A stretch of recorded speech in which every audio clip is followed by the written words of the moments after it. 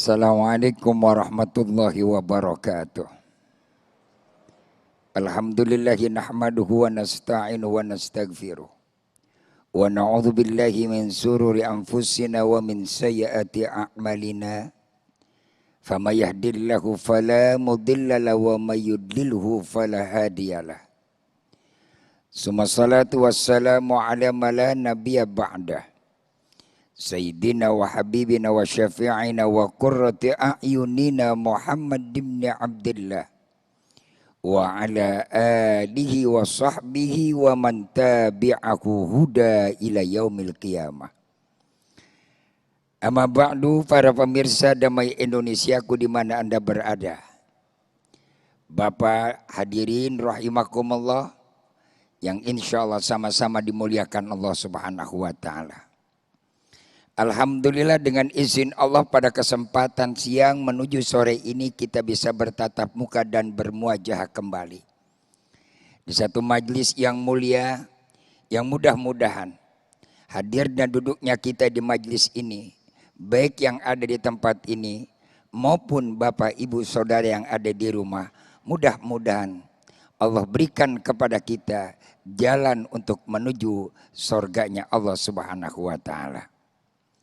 Saudara-saudara, bahwa di dalam kehidupan kita selaku manusia, amarah yang bergejolak setiap saat, setiap detik, terus bergerak tidak pernah luput dan tidak pernah lepas. Dan ini adalah merupakan satu tantangan yang paling terberat di dalam hidup kita. Sampai Allah jelaskan dalam Al-Quran, wa ma ubri'un nafsi, inna nafsa la amartum bisu. Illa ma rahimar rabbi inna rabbi laghafurun rahim. Sesungguhnya ma ubri'un nafsi, aku tidak bisa melepas daripada getaran gejolak nafsu. Yang artinya adalah setiap manusia memiliki potensi berbuat salah. Setiap di antara kita. Dan itu adalah yang dijadikan jembatan oleh setan bagaimana untuk menghancurkan hidup manusia. Maka bagaimana sekarang caranya kita melawan? Apakah yang namanya itu gejolak nafsu dalam diri kita bunuh? Oh, Islam bukan seperti itu. Islam tidak mengajarkan umatnya untuk membunuh nafsu. Tapi Islam mengajarkan kepada umatnya bagaimana mengendalikan nafsu. Mengendalikan berbeda dengan menghapuskan. Kalau memusnahkan, menghapuskan, total tiada. Tadi dibilang cuma malaikat yang tidak punya nafsu. Kita butuh nafsu. Andaikan kita nggak punya nafsu, kita nggak bakal dinamis. Andaikan pun kita nggak punya nafsu, maka kita tidak produktif. Nafsu perlu, tapi perlu dikendalikan. Dan bagaimana cara mengendalikannya? Ketika ini bergejolak dan bergerak setiap saat, memuncak apalagi di era-era sekarang yang namanya era globalisasi. Tantangan hidup makin ketat. Tentunya banyak persaingan yang begitu hebat. Waduh, beban kita berat ini. Yang pertama, ala bidzikrillahi tatmainul qulub. Ingat dulu manusia kepada Allah. Sebab ketika kita lepas landas daripada Allah, di situ hilang ingatan kita. Ketika itu pula akal yang menjadi motor penggerak dalam kehidupan kita. Setan numpang lewat nafsu dan yang ngebisikin akal. Ini akal. Makanya rekayasa hasil pertemuan daripada otak manusia. Yang dikatakan teknologi ini. Ketika nafsu bergerak, maka ketika itu pula setan akan menguasai kehidupan manusia. Bukan HP-nya yang salah, nafsunya, akalnya udah dikuasai. Teknologi ini kan butuh, kita butuh dengan teknologi dan itu hasil manusia. Dan kita tidak bisa salahkan. Karena itu potensi yang paling terbesar untuk bisa manusia melawannya adalah setelah manusia tanamkan kuat ingat kepada Allah. Maka selalu kan Nabi peringatkan, jadidu imanakum. Hei, selalu perbaharuilah iman-iman kamu. Sahabat sampai bertanya, bagaimana memperbarui iman ya Rasulullah? Wa kaifa nujaddidu imanana ya Rasulullah. Bagaimana kita memperbarui iman? Sekarang setiap detik kita menghadapi tantangan. Setiap detik kita menghadapi rintangan. Apalagi yang namanya kita melihat media, Masya Allah luar biasa. Begitu ketatnya, bisa-bisa terseret dan terbawa emosi kita. Orang yang berantem kita yang kesel. Tuh media sosial. Orang yang pada korupsi kita yang dongkol. Orang yang pada bertengkar ribut jabatan kita kadang-kadang yang terbawa emosi. Ini kan saudara dan rahimakumullah. Makanya disuruh perbarui iman kita. Wa kaifa nujaddidu imanana ya Rasulullah. Faksiru bidzikrillah. Yang pertama banyak ingat kepada Allah. Tapi modal dasar kita ingat kepada Allah bukan sekedar yang namanya ucapan belaka. Tanamkan yang pertama adalah dengan ketulusan dan keikhlasan. Makanya modalnya pertama lawannya dengan ikhlas dulu. Ikhlas dengan apa? Pasrah diri kepada Allah. Serahkan segala urusan kita sama Allah. Qul inna salati wa nusuki wa ya wa mamati lillahi rabbil alamin. Kita kan cuma sampai baru titik narasi saja. Tapi belum sampai kepada titik aksi. Oh narasinya setiap saat ketika sholat. Qul inna salati wa nusuki wa mahyaya wa mamati lillahi rabbil alamin. Narasi itu kita ucapkan. Dan narasi itu kita selalu baca setiap saat dan kita sampaikan. Tapi sudahkah kita beraksi sampai titik itu? Yang jadi pertanyaan. Ini barang enteng-enteng, berat enteng. Sebab yang jadi ketika manusia sudah menyerahkan urusan kepada orang lain, selain kepada Allah akan jadi beban. Contoh begini dah, saya kasih contoh. Kalau kita punya bos banyak, punya atasan 4. Apa enggak jadi beban? Beban. Atasan yang satu perintah begini. Atasan yang satu perintah lagi ini. Atasan yang satu mintanya lagi begini. Pusing kita. Maka terjadi gejolak yang terjadi marah ketika ini sekarang adalah. Yang jawabannya adalah karena berbuatnya tidak karena Allah. Penuh dengan pencitraan. Ada udang di balik batu. Tuh. Itu sebabnya.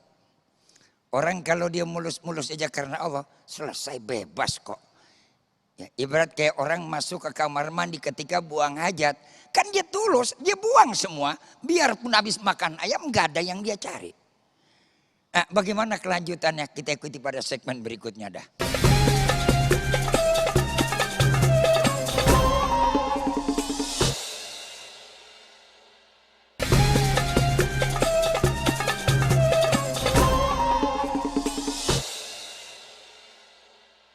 Hadirin rahimakumullah yang insya Allah sama-sama dimuliakan Allah Subhanahu wa ta'ala. Nah ketika gejolak tadi yang bergerak begitu cepat. Bahkan begitu dahsyat. Sampai-sampai menguasai pada akal pikiran manusia. Bahkan jantung perasaan kita dikuasai. Oleh si gejolak tadi yang bergerak yang namanya amarah. Lalu bagaimana jawaban yang kedua kita mengatasinya? Kalau yang pertama adalah dengan ikhlas. Zikir adalah yang didasarkan dengan yakni pondasinya ketulusan kita kepada Allah. Akan membumi zikir itu. Tapi kalau zikir cuma sampai diucapkan doang. Alias cuma sekedar mencari pencitraan. Sanjungan dan pujian. Pahala ya pahala. Cuman gak bakal membumi. Kedengeran yang kedengeran. Cuman gak akan bisa sulit beraksi. Biar 1000 kali dia teriak Allahu Akbar. Tapi kalau tanpa ada ketulusan di dalam hati. Allah tetap besar. Allah agung. Kita muliakan Allah. Tapi bagaimana cara memuliakan Allah itu? Itulah yang harus dibumikan dalam sikap hidup kita. Maka bagaimana cara yang kedua? Tawakal. Kenapa harus tawakal? Saudara-saudara adin rahimakumullah. Arti tawakal itu kan menyerahkan. Ketika kita pada waktu pemilu, ada kita milih presiden, ada kita milih wakil rakyat. Segala urusan negara, urusan hidup kita serahin tuh, kita percayain sama dia. Kalau kita bangsa yang baik, kita serahin sama urusan dia. Bagaimana kita hidup berbangsa dan bernegara tergantung dia yang kita serahin. Andaikan yang kita serahkan itu benar, maka akan lahir yang namanya hukum yang benar, aturan yang benar, kebijakan yang benar. Semuanya kan itu dia. Nah sekarang kita serahkan kepada yang paling maha benar. Ya kalau orang kan tadi kita serahin kadang-kadang benar, kadang-kadang enggak. Jadi kita serahkan aja kepada yang paling maha benar.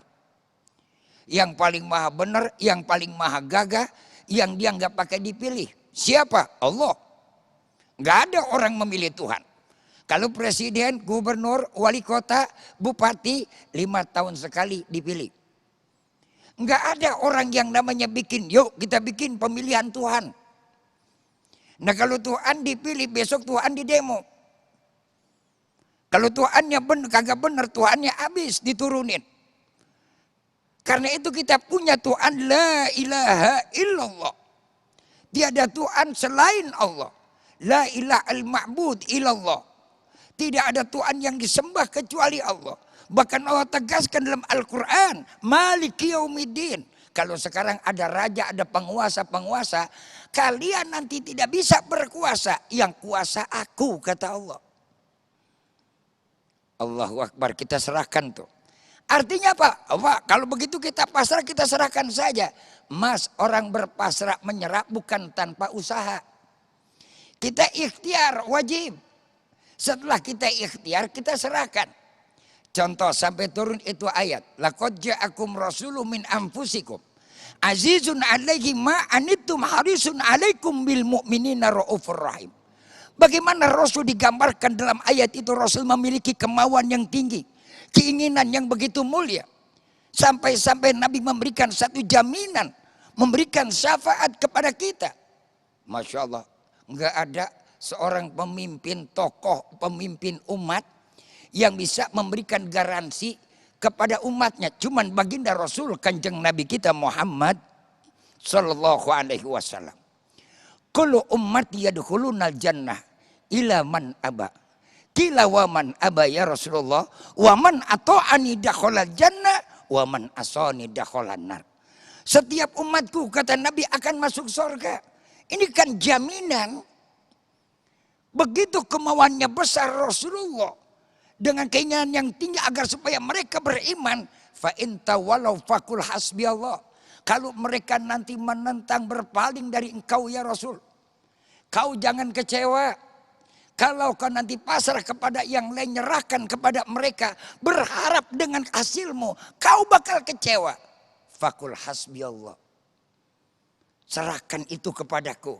Artinya sekarang, apalagi kita menghadapi kondisi pandemi seperti ini, pemerintah sedang bekerja mencari obat, vaksin kemana-mana, silakan mencari obat.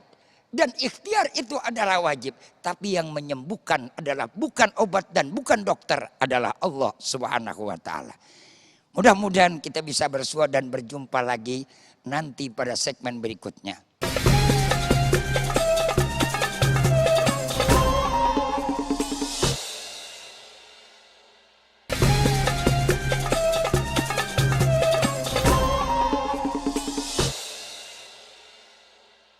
Kita tiba dalam segmentasi tanya jawab. Kami persilakan kepada pertanyaan pertama, kita akan simak bersama. Silakan. Assalamualaikum warahmatullahi wabarakatuh, Pak Ustadz, Pak Kiai. Mohon izin bertanya. Yaitu tentang amarah Pak Ustadz, Pak Kiai.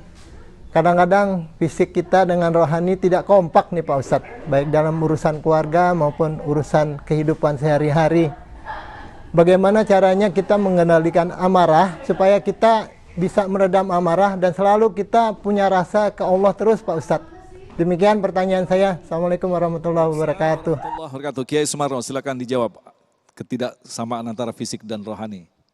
Keseimbangan jiwa perlu kita rawat dan perlu kita jaga. Jawabannya ketika terjadi ada lompatan-lompatan kejiwaan dalam diri kita. Karena banyaknya tekanan-tekanan dalam kehidupan. Maka tadi baginda Rasul Nabi kita Muhammad Sallallahu Alaihi Wasallam memberikan satu konsep kepada kita. Apa kata Nabi? Jadidu imanakum. Wa kaifa nujadidu imanana ya Rasulullah. Para sahabat bertanya. Yakni kata Rasulullah Sallallahu Alaihi Wasallam. Faqala Nabi Muhammad Sallallahu Alaihi Wasallam. Faksiru bidzikrillah. banyaklah kamu ingat kepada Allah. Ketika yang namanya lompatan-lompatan dalam jiwa manusia begitu kencang karena adanya tekanan juga dalam kehidupan, faktor U ya paling utama. Ya, yang jelas ketika pada waktu saat itulah saat-saat yang terjadi yang amat rentang. Ya. Yang kadang menutup daripada akal sehat. Kenapa cuma gara-gara urusan jarum yang hilang kok harus ribut? Kenapa kok cuma gara-gara urusan begini aja kok harus bertengkar? Kenapa kok cuma gara-gara urusan begini sampai keluarga berantakan?